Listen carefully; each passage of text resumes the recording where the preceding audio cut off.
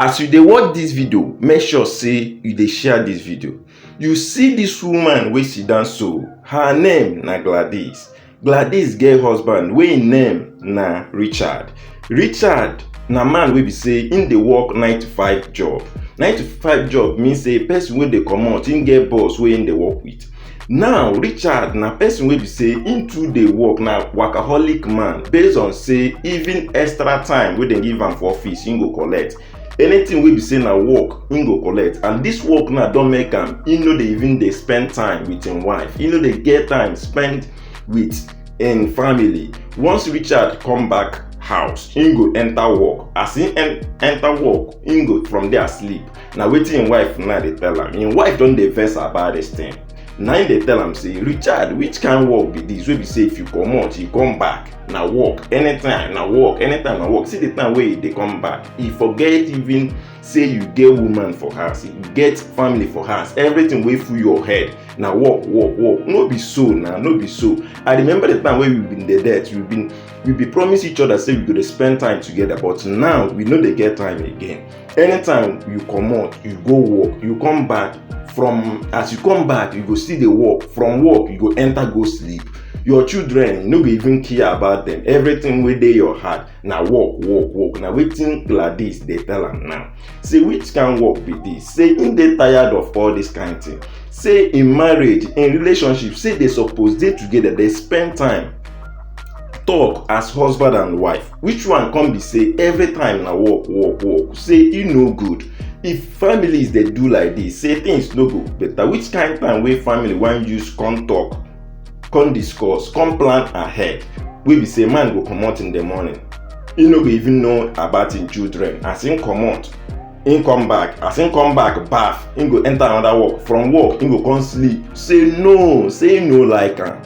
Now the man come dey tell am say, him dey do all these things so that they go fit get money wey they go use dey chop. Him tell am say, I know say we dey try, but no be so. You suppose plan your work very well. Bring out time wey be say you go dey spend with your family. Na your family na you dey hustle for. Na your family na make you dey comot, dey try. We know say you dey try to provide for us, but this thing wey be say every time work, family wey you dey hustle for, you no come get time for them. You no even care whether that money wey you dey make, whether they dey use am well or they dey even dey eat. You just plan say you don drop money, you comot. Even to talk to me wey be your wife, you no dey even get that time again. Say this thing kind thing, him don dey tire am, he no like am again. Say him wan make them plan well how things go dey be. Make him bring out time to dey spend with him family. Now Richard dey tell am say, child, e no dey easy. Say him dey work for him office, and him boss don know am say him be person wey like work. Him dey work steady. Him dey try to tell am say, my husband, I know say you dey try to work, you love your work, I know, but please try bring out time for your family. Bring out time dey spend with your family. And no be say I need plenty time. Him tell am say how much? Him tell am say no be say him need plenty time. Him know say him love him work, but make him try, even if na small time, dey spend with him family. Make they sit together with him family, talk. Na wetin they ask for. Say him need attention. At least person wey be say him go talk with, communicate together. Say she too dey work, but him know as him plan everything so that him go still bring out time for him husband. Say him to make him try schedule him time so that him go fit bring out time for the family also, so that they fit dey talk, enjoy their family life. Na wetin dey talk about this video.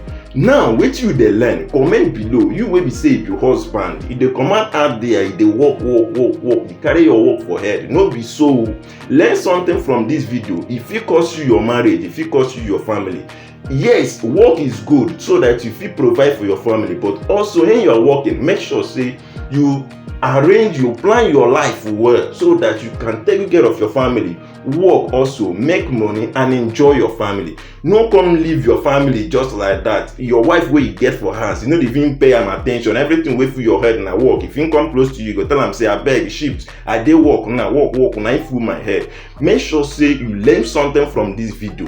Now this woman, they don sit down dey talk about the problem wey dey get, wey be say this man too dey work, na workaholic, he no even get time for him family. Now they don agree say they go dey spend time together. As you watch this video, share, follow our page. Thank you.